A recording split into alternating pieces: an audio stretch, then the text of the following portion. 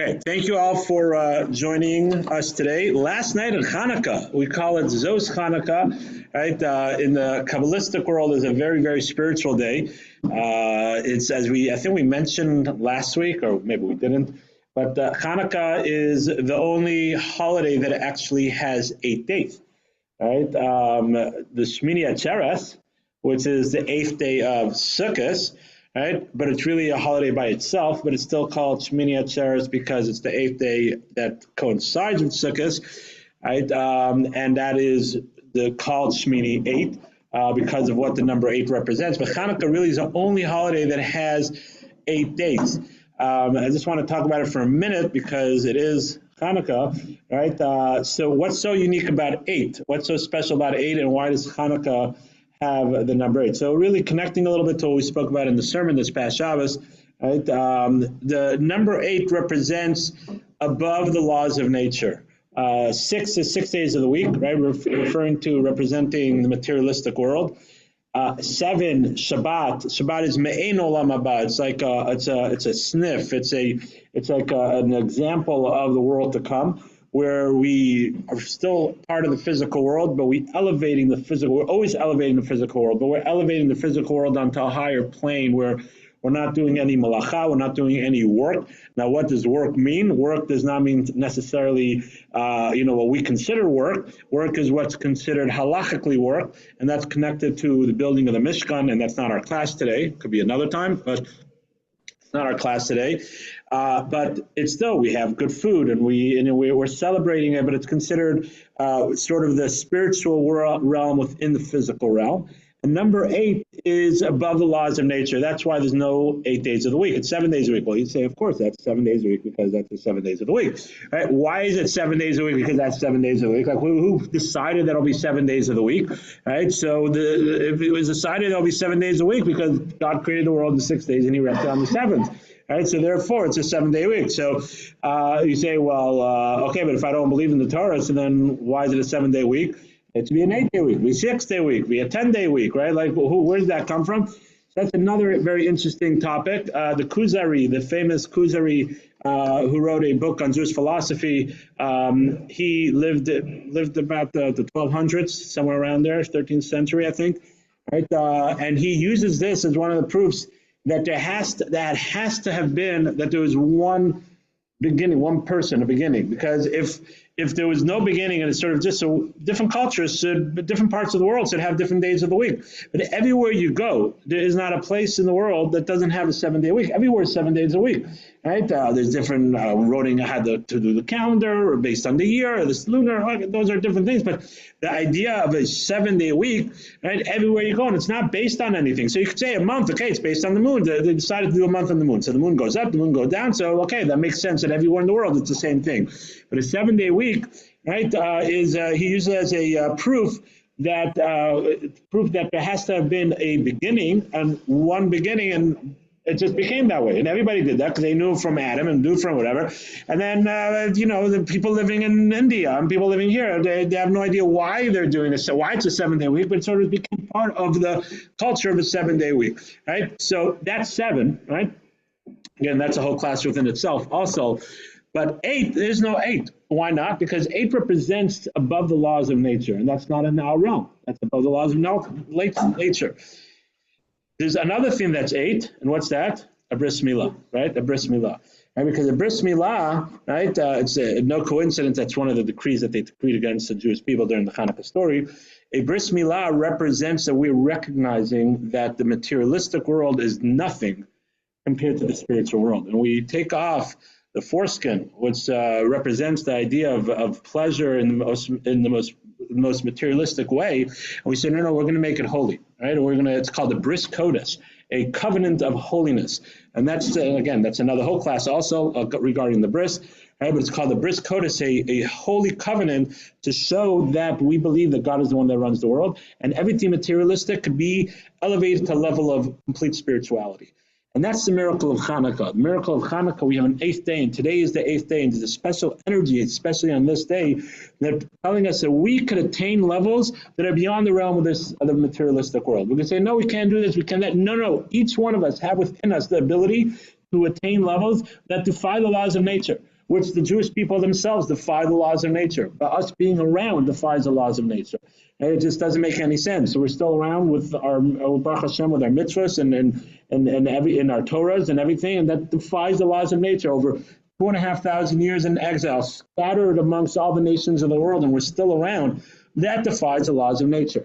And to the Jewish people, and just the essence of who we are, defy the laws of nature. And each one of us ourselves could defy the laws of nature. We could grow. We could keep Shabbat completely. We could go to another class. We could eat kosher. Right? We could give our 10% or more. Right? We could take on another mitzvah. We could change the way we view our Judaism. Right? We could change. We could be more careful about the laws of Nagia, which is the touch between man and woman, that it's not your family. Right? There's a variety of things that we could grow in, and we could do it. And it's not all or nothing, but we have it within ourselves to connect to the spiritual realm and say the third physical world is not going to hold me back. And that's what the Hanukkah story is all about. Right? And that's why God made it that it's 8 days, right? In order for us to recognize and to remember that within the darkest of night, right, when things seem the worst, we are still around. We are the oil that doesn't mix, like we've spoken in the sermon, doesn't mix with other cultures. We are that fire that burns brightly. We have that within us, and that's what the number 8 represents. And that's why Hanukkah is 8 days, and that's something that we all have within ourselves. So as we close out Hanukkah, right, we still have another 24 hours, a little less than 24 hours to connect to it. But as we close out Hanukkah, let's take the lessons of Hanukkah. Let's reflect and say, we can do it, right? We can do it, right? Where does that come from? It's in a movie. We can do it. I forgot where it comes from. Right? We can do it, right? It's within us, right? It's within each one of us. It was in that, right? I know. It was the water boy or something. The water boy, something like that, right? Right. We can do it, right? It's within each one of us to say that. On our level, we're going to take the next step. And again, one step leads to another step. But we have it within us to say, we're not going to let the materialistic world, right, the world out there to stop us from taking that next step in our spiritual growth. Whatever that next step is, coming to minyan, right, keeping a little more Shabbat, eating a little more kosher, being stringent, learning some laws that we might not be aware of. Right? There's always more to grow. Things that are relevant to both men and women, things that are relevant just to women, things that are relevant just to men, right? And things that are relevant to a family, things that are relevant to an individual, right? To a community. We all have that ability to grow, and that's what we should be reflecting on.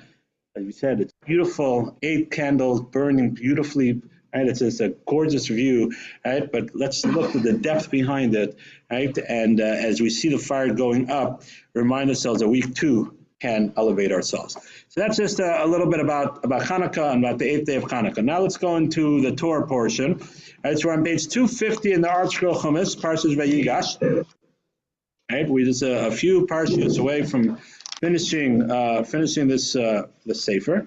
Right, Vayigash, right, Vayichi. Right, so there's 2 more parshas to this week's Parashas, and Parshas Vayigash starts off with the continuation from last week's Torah portion, page 250 in the Art Scroll Chumash. And just a quick reminder, the end of last week's Parsha, right, Yosef put his magical cup into Benjamin's sack, right, and they started going, and then he sent his messenger, he said, how can you do this, right, and they started in different, and it ended up in Benjamin's sack. They all come back down. He said, you're all going to be slave. Benjamin's going to be my slave. And Judah said, no, right? We're all going to be your slaves. And Joseph said, why should I do that, right? I'm an honest guy. He's the one that stole it, right? And that's sort of where last week's parsha ends. This week's parsha continues. Vayigash alav Yehuda, right? And Yehuda approached him, right? And he said, Bi Adoni, right? Please, my master, right? My Lord, my master, right? Let me speak to you words in your ears, right? Don't get upset on your servant, because you're like Paro, And that's where it starts off. And then he continues and speaks about the whole story. He recaps the whole story again, how my father and this, and you told us to bring it, and we brought down Yemen, and he lost one son, and it goes through the whole story again. And the end of the whole sob story, right, all the way at the end, right, the next page, the beginning of chapter 45, Yosef finally cannot hold himself back, right, and he reveals himself to his brothers. Right? And then the whole episode was revealing himself to brothers. So I just want to focus on a few things. Number one, right, the commentaries point out, very interesting, Yehuda is upset.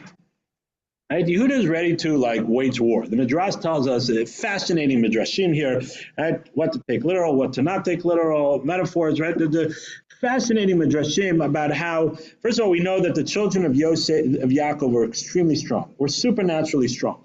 Right, some of these superheroes that they get it from the Midrashim. Everything's hidden in the Torah. Everything's hidden in the Midrashim. They have their own creativity. They get it all from the Midrashim. Right, all these things. Right, so they say these were super strong, super fast. They actually just was talking to my kids the other day. Right, Don was as fast as a deer. Right. So where do you think they get the speedster from? Get it fast like a deer, right? Running so fast, right? It said Dunn was fast like a deer, right? And others were extremely strong, very, very strong. And it says that the tribes were ready to wage war, right? There was actually a whole back and forth of, I don't remember all the details off by heart. I haven't seen it in a few years, but one of the tribes, I think it was Yehuda or Shimon, one of the other ones, they punched their hand and the marble cracked. So Yosef told Manasseh, which is his son, which also has super strength, to also do something to show that they also have super strength. And I don't remember all the details, but it was getting very tense. It was getting very tense, and they're not gonna. They realized that Binyamin, even if Binyamin did or didn't do, that was it. Their tempers were done. They're not going to let this happen. But at the same time, with all this going on, right, what does Yehuda say? Be Adoni, please my master. He didn't say, hey, you're a terrible ruler, right? You listen to me, right? We ain't going to let this happen, right? He didn't talk rudely, right? And he says, Al Yichara, please don't be upset. Even with all the anger and and this is not just for this. There's a whole thing. The beginning, he blamed them as spies, and he kept them in jail, and then he took them, and then with the money, and then told them to have to come back with Binya. This is a build-up. It's not the whole thing, but still, he kept his cool to the extent of saying, "Be Adoni, please, my master. Don't be upset with me. I'm going to talk a little harsh right now. Please don't be upset."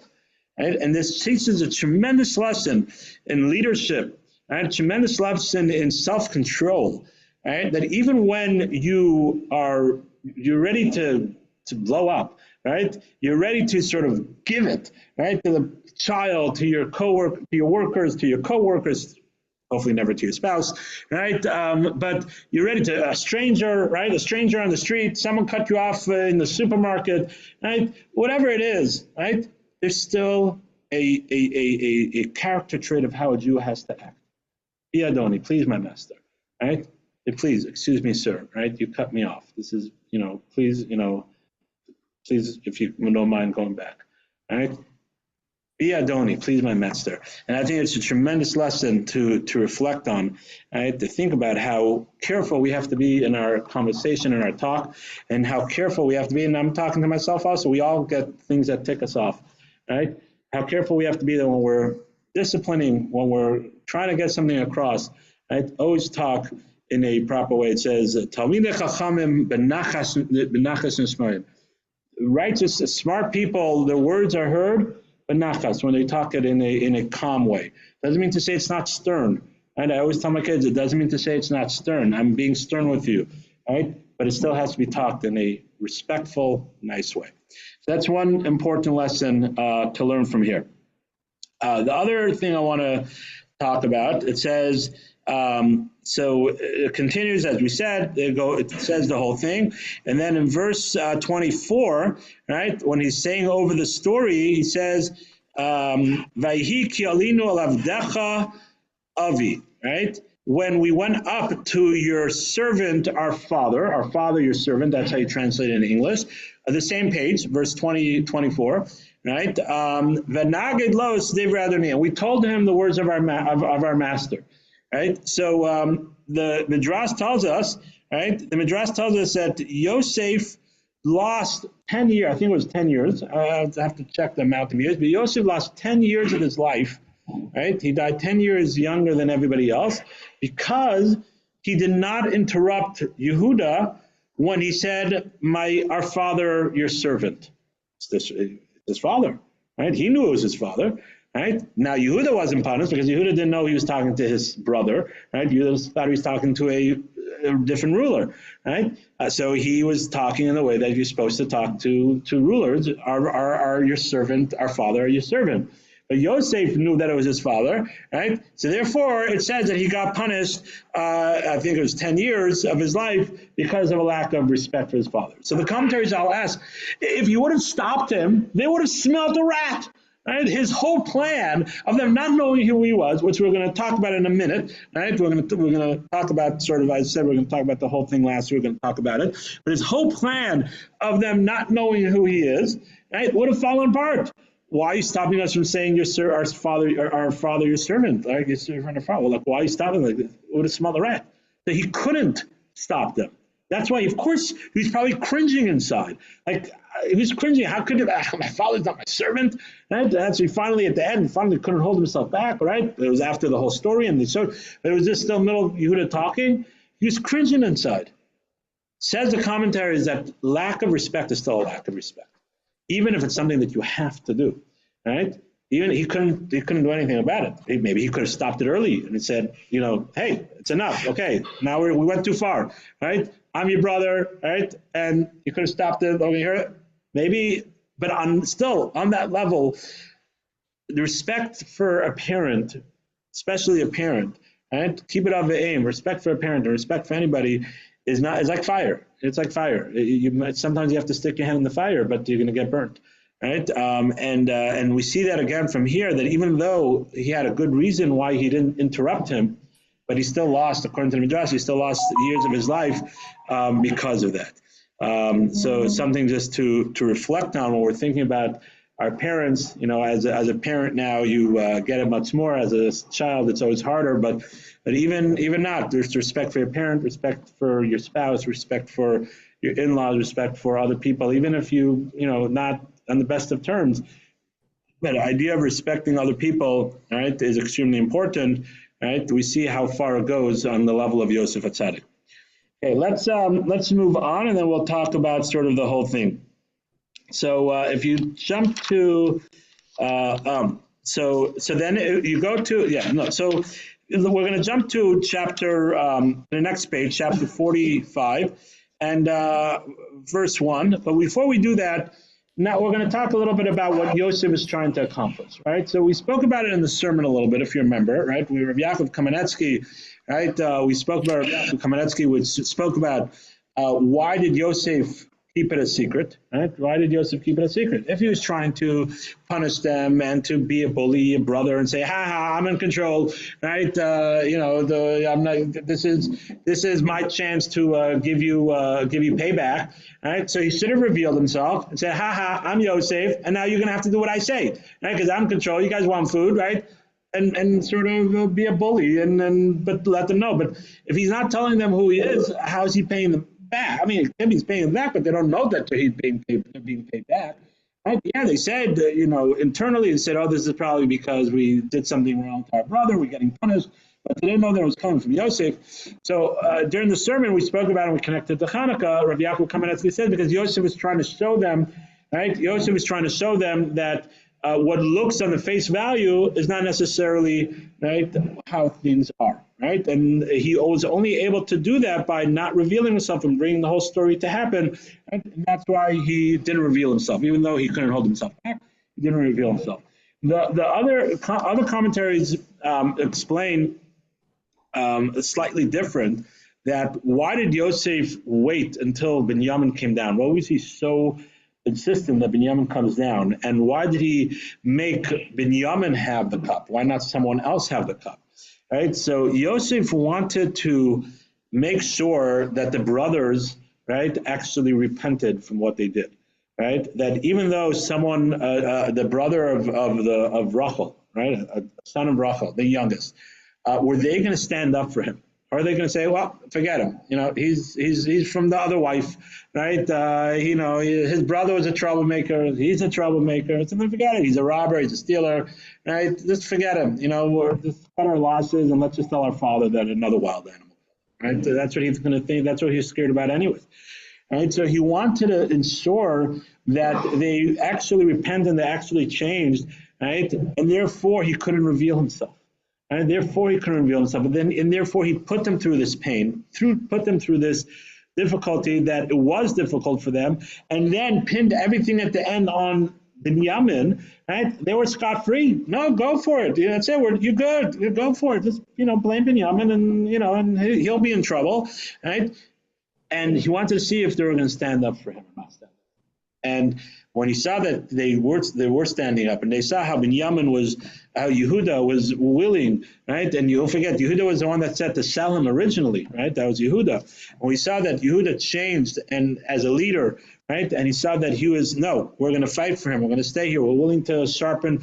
Midrash says that Yehuda told Dan, as we said, Dan was very fast, to zoom around the city, right, to see where all the gates are and to see how many, what kind of weaponry they had and how many soldiers there were here. So because if we need to, we'll wipe out the whole tribe, right? So when he saw that, right, so then he said that's why he couldn't hold himself back anymore, because he saw that they did repent and they changed their ways. And this is the main opinion, right? Again, there's other lessons to learn, like Rav Yaakov Kamenetsky and other things, but the main reason we find that Yosef did all this was to see that if they changed. Right, so now it explains a lot of things of why he did that, right? And even though it seems mean, even though it seems, just not a nice thing to do, and he was cringing also. He didn't want to do that. He really didn't. But he needed to see and make them on the highest level of opportunities for them just to leave their brother behind, and they didn't do that. So that sort of gives a overall overview of why this whole story happened the way it happened. Okay, any questions or comments on this? Okay, so now the big reveal, right? Some people have other kind of reveals, it's a boy or a girl, right? Not going to give you my opinion on that right now, right? I think certain things should be private between the husband and the wife, right? But okay. But there's the big reveal. Lo yachal Yosef le'sapek l'chol hanetzavim alav. Right, Yosef cannot hold himself back for everybody around him. Vayikro, and he said, "All Ishmael." He said, "Everybody should go out." Right from here, right, and he and Vesvade al Achav, right, v'la'amaris ito Vesvade Yosef al Achav. There was no one around when Yosef revealed himself to his brothers. Right, V'yitin kolo v'chia, and there was a cry and a loud voice and a cry. V'yishim Mitzrayim, v'yishim Beis Paro. Right, Mitzrayim heard and Beis Paro heard. Right, v'yomer Yosef alach. Yosef told the Ran, "Ni Yosef, I am Yosef. O Davi Chai." Right, is our father still alive? Right, v'lo yochal achav la'noso. His brothers could not respond back to him. Ki nivalu pana, because their faces were embarrassed. Right, because they were embarrassed. Right, and then Yosef continued and said, "Come to me." Hug. He hugged them. He hugged Binyamin. Right, and then it continues on with the story. So I want to point out a few things. Right, Yosef, when he revealed himself in this tense moment, he was putting his life on the line. Right, even though he was mighty strong. Right, but there was 10 against 1. But let's say Binyamin not, so 9 against 1. Right, and still he told everybody to leave. Right? And the Torah tells you clearly, because he did not want the people in Mitzrayim to be in the room when he revealed himself to them. Now, the question is like this, right? Okay, you don't want to embarrass them. But they're embarrassed anyways. Like 2 seconds later, everybody knew. Right? They're not keeping the secret, right? It's not like no one's going to know, right? So for 30 seconds, right, it says right afterwards there was a cry, and the whole Mitzrayim knew, right? Okay, okay, they didn't have Twitter and and then Instagram and then all these things where news travels super fast. Right? But, okay, so maybe it took a few hours, right? But at least in the house, whatever, gossip is still gossip, right? Trust me, it doesn't make a difference if we have technology to spread gossip, or you don't have technology to spread gossip. Gossip somehow has a life of its own and it spreads. And so, what was he really gaining by not having anybody in the room? So he saved him what, a second of embarrassment. He like, what was he gaining by doing that? And he putting his life on the line because he could have just bounced him and then killed him. Says the Mefarshim say, the commentaries, a lot of them say, so I don't remember which one offhand right now, but they say that again, Yosef was so sensitive to his brothers that there's different levels of embarrassment. There's a level of embarrassment of when something is happening in that moment. If people are around, it's a greater level of embarrassment than if people find out afterwards. And if people find out afterwards, it's already a lesser level of it's still embarrassment, but it's still a lesser level of embarrassment. And Yosef said, to be able to save them that level of embarrassment, right, of when people actually see the revelation, this thing of doing it in front of other people. A kid gets kicked out of school, right? If it's done in the hallway in front of everybody, right, that's one thing. That's a higher level of embarrassment than if it's done in the office, no one knows, and then it gets kicked out, and then the word spreads. Okay, so he's embarrassed, but at least he doesn't have to face them right away. He faces them as he's walking out. He faces people, right? But it's the embarrassment is already second-degree embarrassment. It's a second-degree embarrassment, even if it's a little less. But Yosef wanted to be careful not to embarrass his brothers on that level. And again, it's so important to remember how we see from the stories. We saw this in 2 weeks ago with Tamar and Yehuda, and we see this again, that it's so important to be sensitive to other people's feelings, right? And we see that from Yosef. He's willing to put his life on the line, right, to have a second degree of embarrassment and not first degree embarrassment, sort of just to put it in those words. Those words. It's a tremendous lesson to think and to reflect on. Now, it says v'lo yochlu, right? His brothers lo yochlu. When Yosef v'lo yochlu achav la'anoso so ki nivalu panav. Their brothers could not respond back to him because their faces were embarrassed. I'd say the commentaries. Right? So Rashi said, no, Rashi said because of the embarrassment. Because of the embarrassment of, like, this is our brother, we sold him, right? Like, okay, totally embarrassed. Like, oh my gosh, like, like, this, right, we totally screwed up, exactly. Like, we just, right, like, the Gemara, I think it's the Gemara or the Medrash, but I think it's a Gemara. Right? I didn't have a chance to look it up this year. I apologize. Right, but I think the Gemara says, right? Maybe it's a Zohar. Right? I don't remember exactly. And I don't remember the exact words. I apologize. But it says that we can learn from here, right? Woe to the day of death and judgment. The brothers were embarrassed, and the commentaries point out, it doesn't say they couldn't talk to him because of the transgression that they did. They did it. They sold him. They sold him. They were wrong. They ended up they were wrong, and they sold him. Right? We spoke about there was a disagreement in the law, and Jewish law, and whatever it is. We gave a whole explanation. But at the end of the day, it doesn't say that. It says they couldn't speak to him because they were embarrassed. Because they were just embarrassed of the situation. It says, woe to us. Right, that they were, and we're talking about great tzaddikim. There were still the 12 Shvatim, great tzaddikim, and they couldn't respond back to him because of the embarrassment of the situation.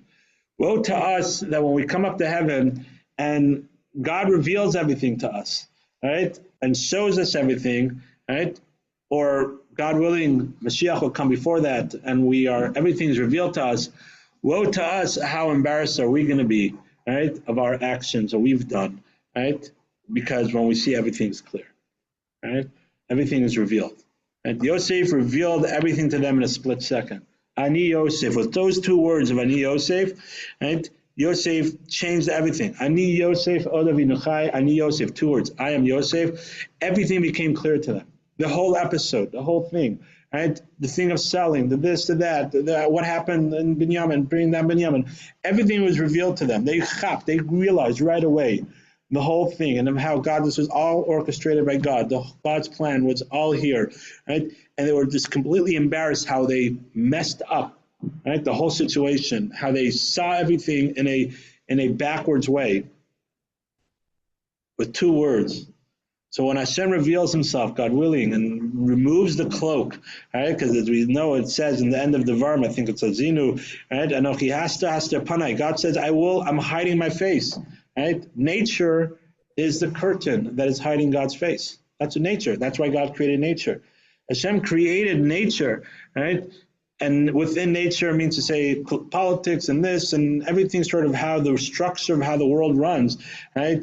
Finances and Wall Street and all that, and different generations, different ways. But the laws of nature and things that happen, that is the curtain that is hiding God's face. That is the curtain that's hiding God's face. And when the curtain is revealed and God reveals himself, right? Hopefully in our lifetime, or God forbid after if we 120 and we come up to heaven, right? Woe to us, how embarrassed are we going to be? All right? How embarrassed are we going to be? Because we thought that this was really the way to do it, and that was the way to do it, and we said this was important, we thought that was important, and we had to, scratch our way this way and play a game that way, and woe to us, right? When God removes the veil and everything is clear, right? And the commentaries all say, and all the Bala Musar, right? All the people that teach Moshe, I remember Rosh Hashiva, blessed memory of Chaim Epstein, right? He always used to quote this, right? He was standing over his stender, right? I remember, and he was a bigger guy, and he's a standing which says, I said, "Oy, Rabbi Sai, vey, right? Whoa, right? How we have to be so careful. Right? And again, it's not all or nothing. Right? It's not all or nothing. And we're not holding on a high, whatever level we're holding, we could take that to the next level. Right? And we have to do it in a healthy way. But let this penetrate us and say, right, whoa, right? Okay, let's try to make that embarrassment a little less. Right? Let's try to focus and learn more and grow more and take on more mitzvot, right? And to do less transgressions. And I'm talking to myself 1,000%. Right, and sort of try to change our ways, right? And that's this whole episode of Ani Yosef, Od Avichai, right? They couldn't speak to him, they were embarrassed, right? And again, of course, they were upset about their actions, but they're embarrassed just from the revelation of how they were clueless on what was going on, right? And how we have to reflect on that also, make sure that we're not clueless, right? And keep on growing and keep on changing. And again, it's not all or nothing, right? But we have to know to be able to start changing. Any questions or comments? Okay, so let's move on, right? So we got over here, right? So we got this whole episode of Yosef revealing himself, and it continues, and it says, so Yosef tells them, "Come, alai, come close to me."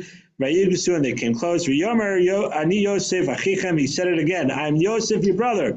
So mechartem osi Mitzrayim, that you sold me to Mitzrayim, right? Al ta'atzvu. Do not get atzvu is like a depressed, right? Atzvus is really like a depressedness, right? Do not get distressed, right? Do not get distressed or depressed. And don't be upset amongst yourselves, right? Because you sold me. Because God is the one that sent me to be here before you.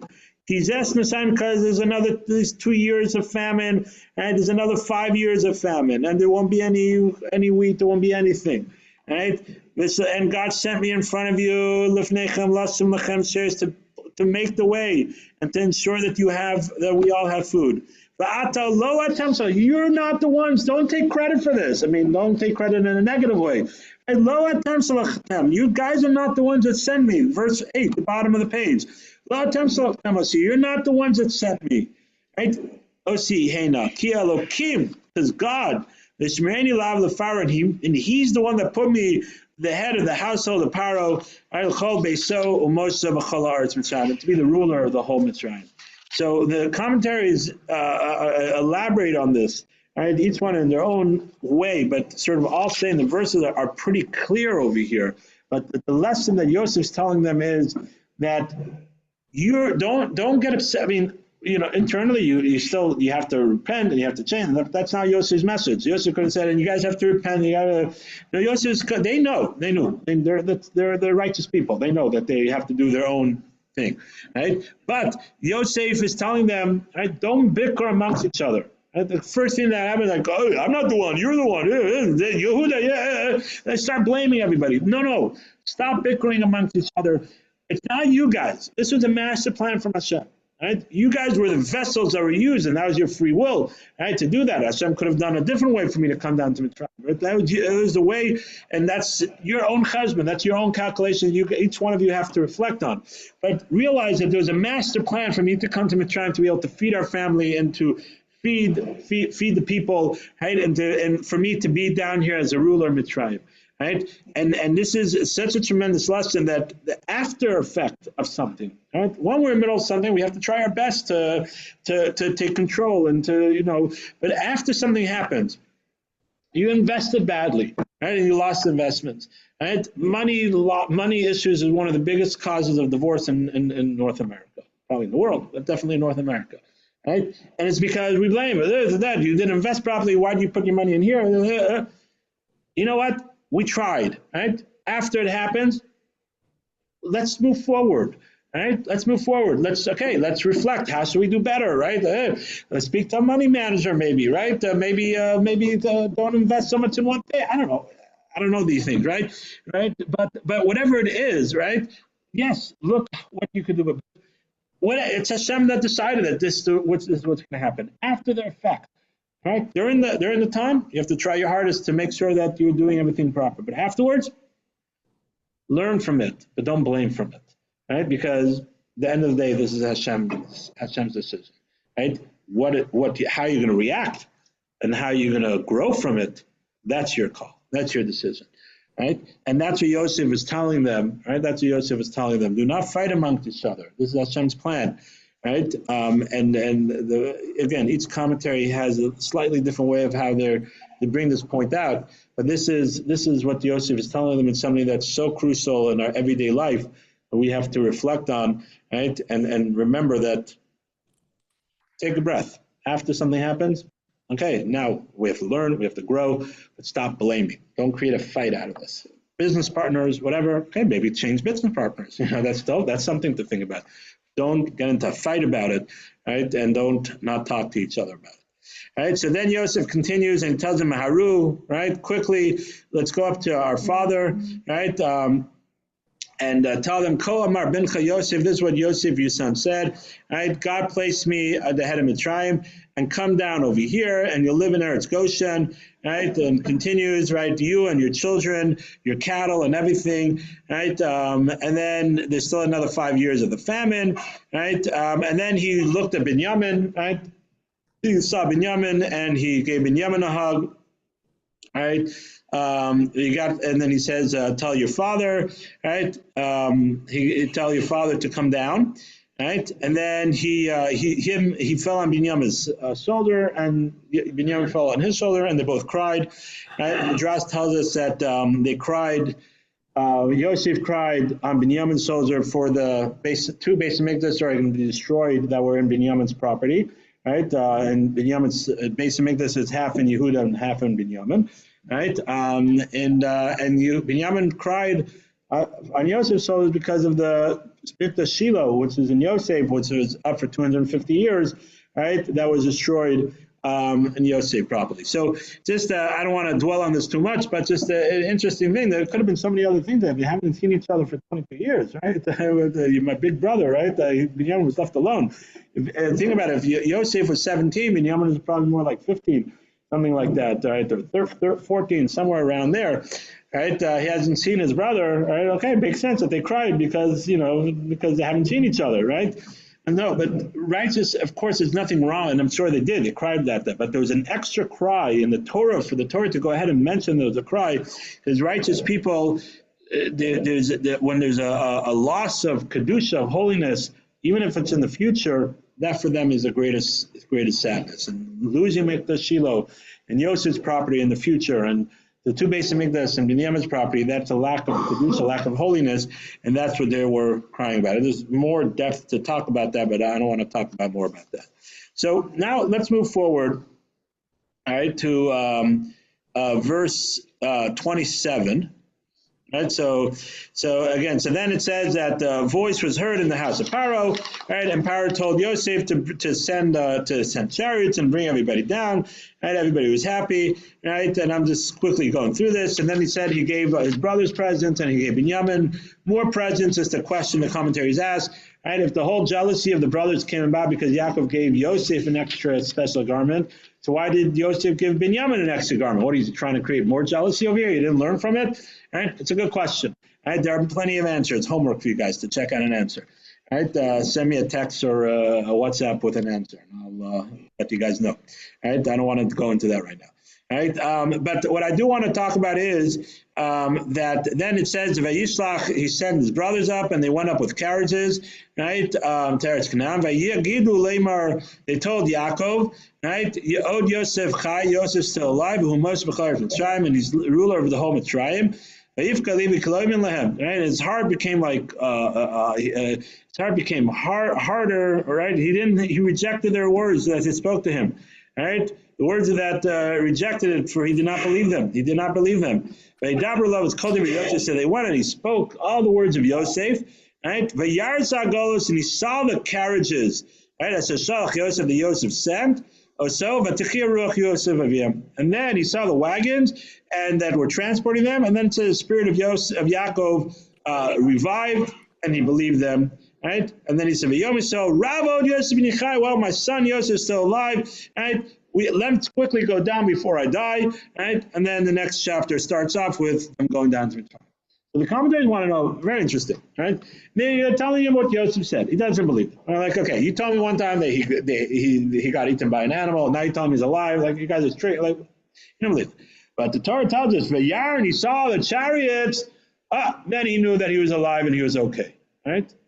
But what does the chariots have anything to do with it? What was it, like a special gold chariot? Was like, what's so special about the chariots?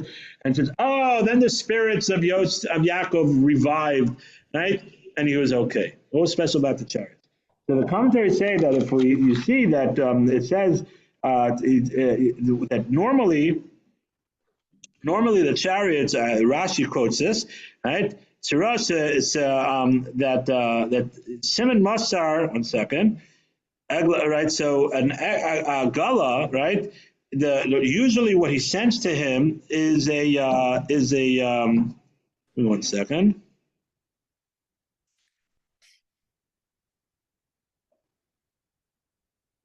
Right? That usually you send like horses, right, or other sturdy animals, but he sent oxen, right? He sent a gala from Egal, right? From Egal, which is an ox, right? That's what went up. And why did Yosef make sure that those were that were sent up? So Yosef was sending a secret message to his father, right? He was sending a secret message. The last thing that Yaakov learned with Yosef, the last Torah portion that Yaakov was learning with Yosef was Egla Arufa. The halachas of an Egla Arufa, right? A calf that's neck is broken, right? And explains to have an unsolved murder, right? It's the end of Kiseitse, end of Mishpatim, right? That's the halacha that he was talking about, right? So Yosef was telling his father, he sent up those in purposely, and Yaakov realized when he saw the wagons, the agalos, right, from an eglah, that Yaakov, okay, I believe you that he's alive, but maybe I lost him. He intermarried, right? Maybe I lost him, he became the ruler of Mitzrayim, and now he's like, a Mitri. He's not a Jew anymore, right? He's not practicing, he's always a Jew, but he's not practicing anymore. Right, so he believed them, but he didn't believe them. He wanted to believe them. But when he saw the special simon, when he saw the special sign that Yosef was sending him, no, I did not lose. I still remember what I learned with you 22 years ago. I still remember. The last thing I learned with you, I remember. Right? I wish I could remember something from 22 years ago, right? But right? He remembered the Torah. I didn't forget, and I'm still learning. I'm teaching my children. It was a sign. Then his heart became gladdened, right? He revived Yaakov. Right? He said, now we have to quickly go down, right? I didn't lose my son Yosef, right? He's still the same Yosef that he was beforehand. Right? And this teaches a tremendous lesson that, of course, you always have to love your children, right? And every child, whatever way they are, right? You have to love them, right? But a tremendous lesson of dedication to our spirituality and to our growth, that He was still saddened that he thought he lost him.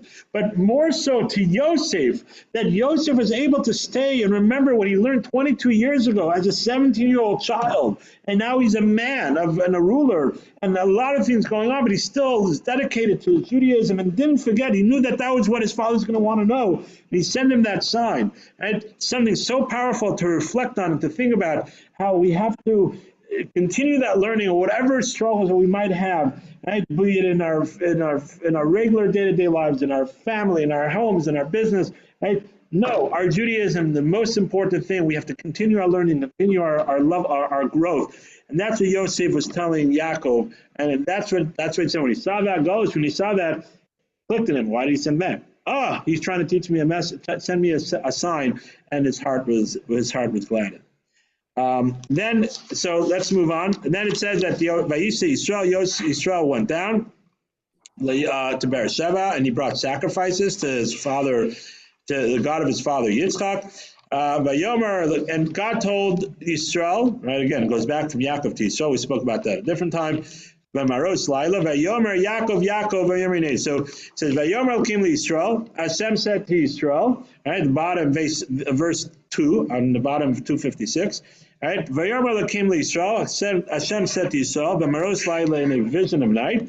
Vayomer, he said, Yaakov, Yaakov. Right? Yaakov. See, he uses both names. And we explained that the names of Yisrael represents, when they're highest level of spirituality. Yaakov represents when you're going down, you're doing spirituality within the materialistic world. And he said, Hineni, I'm here. Right? It's known that when the name is repeated, it's a language of endurement, right? Of love and affection. Right? That's what it is. That's what he says. Yaakov. He says, Vayomer Anochi, I'm the God of your forefathers. Don't be afraid to go down to Mitzrayim, where I'm now page 258. Hilago Gadol Asimecha, I'll make you into a great nation. Va'anochi, verse 4. It's one of the most important verses in the Torah. Right? I'm telling you right now, one of the most important verses in the Torah. Anochi erid imcha Mitzrayim. I'm going to go down with you to Mitzrayim. Va'anochi alcha gam alav v'yosef yisayid chalpanei. Right? I'm going to go down with you to Mitzrayim, and I shall also surely bring you up. Right? And then it says that also Yosef will. I'm going to make sure Yosef will put his hands on your eyes and say he'll be there by your death. This is one of the most important verses in the Torah, that Hashem is with us no matter what. We're going into exile. We are in exile, different levels of exile. Anochi, God is Yored. He's going down. Again, of course, whatever it means in God's level, he's going down. Hashem is telling Yaakov, you're going to it's the first official exile of the Jewish people. Right? It's a nation of 70 people already. It's a family. It's not a nation yet, but it's called Golus Mitzrayim, the exile of Mitzrayim. And we had many, and we're now in a Golus. We're in the exile. Right? But he's saying, I'm going to go down with you, and I'm going to be with you, and I'm going to go up with you, and I'm going to go down with you when you're in other trouble. And God is with us now. Right? God was us in the Holocaust. We might not have seen it. Right? God with us when the 1948 when we got Eretz Yisrael. Not the first time we got it. It was given to us again as a nation. Right? God is with us right now wherever we are, and this is so important to remind ourselves. Right, that wherever we are, both in the depth of exile, right, or going up, I'm going to go up with you. God is constantly with us, right? And this is so important. God was with us in the Hanukkah story. God was with us in the Purim story. God was with us in Rome, and God was with us in Germany and in France and in the Arab countries and wherever it is, and here in America. Right? God is with us, and we have to remind ourselves that, and we have to connect to it, because when we connect to it and remind ourselves this, right, we feel God's affection, we feel God's love, and when you feel that, then you also want to connect to God more, and we will grow more. And so this is so important to remember and to constantly remind ourselves that God is always with us wherever we may be. Okay, let's move on. So then it says. Yaakov got up from Beersheba, right? And he took all his family, the young and the old, and the carriages, right? He took all his cattle, Yaakov, and he came. Banav, Nebanav, Ito, Benasav, Benasav, his whole family, they came down to Mitzrayim. Right? And then it goes through the names of, right? It goes through the names of all the what's it called again? All the names of all the children, right? Ve'elu Shemot Bnei Yisrael. These are the children of Yisrael, and it goes through Reuven and his children and all the tribes, right? And then it ends off verse 27, right? Uvenei Yosef Sayil Mitzrayim, and the children of Yosef that were born in Mitzrayim. Kol HaNefesh Beis Yaakov Mitzrayim Shivim Nefesh. All the souls coming to Mitzrayim were 70. Right? We're 70, and that's what it tells us. Right? So the commentaries just point out that the Torah is telling us straight out, when Yosef Sayil Mitzrayim, the children of Yosef that were born in Mitzrayim, they were on the same level as the children that were born in Eretz Yisrael, in Eretz Canaan, right? In Yaakov's house or whatever it is. They were on the same level. They're in the same category, right, as everybody else, and they were included in the 70. Even though they didn't come down to Mitzrayim, they're included in the 70, right? And it shows that Yosef not only ensured that he stayed religious, as we would call him nowadays, right, Torah observant, but he ensured that his children also, and on the highest level, not compromising in any way on their Jewish education, right? Not compromising in any way of their practice or anything. Not allowing his very busy job, not allowing his all the pulls of the society of Mitzrayim and his prestige. Level of aristocratic in Mitzrayim or whatever it is, and not allowing all the VIP parties or whatever it is that they might be invited to, not allowing all those. And nowadays it might be called, football games or school parties or high school parties or whatever it is that is moving us away from our relationship with Hashem. He did not allow those to deter him, right, from educating his kids and saying, no, we have to keep to the same standards that your cousins are in with your father's house, even though we are living in a strange land. That's a tremendous lesson for us, that we have to also ensure the success of ourselves and the success of our children and our grandchildren, ensuring that there's Jewish education, ensuring that they have every opportunity. And yes, sometimes it's tough love, but not allowing them to do certain things. We can't just give in on everything, right, to ensure that they have the highest level of education. Okay, just a few more things. It's verse 28. It says, "Ves Yehuda shalach lefanav," and he sent Yehuda in front of him, right, El Yosef to Yosef, right, to sort of set up. He sent Yehuda ahead of time. Right, so Rashi says, right, lahoris lefanav. The fun of low makom lahoris echiasuba, right? The fun kodem segia l'sham, before he got there. The sakin lo base Talmud sisham teitze hora. Right? What did he send them to set up? He didn't tell them to set up, a business plan or a housing project, or to ensure that all the houses have running water, right? To ensure that they financially okay and there's money in the bank, and send all their money down and that they're okay. What did he ensure to set up? Beis Talmud, a study place for children, right? A school, right? A base medrash, right? That's what he sent them, because he said from there, hurrah, the Judaism comes out, to ensure that we have children learning Torah, to ensure that we have school for our kids, right? To teach Torah. We have a shul that we could daven in, right? That is the most important thing, right? And that's brought down actually in halacha, that when you're starting a new community, there's a few things that you have to ensure that there is. You have to make sure that there's a mikvah, right? You have to ensure that there's a shul. And I'm not saying necessarily in this order. You have to make sure that there's a place for children to learn. Everything else is secondary, right? Those are the most important things that we have to ensure that when we start a community, that there's those things. And again, reinforcing that that's what he sent Yehuda down for. And how we have to be so careful to ensure that we have these things in our community, and to ensure that they stick around and they grow and they have the opportunity to grow, that our community could be a strong and vibrant place for our children to grow and our community to grow and to continue in the Torah way. Just two more things.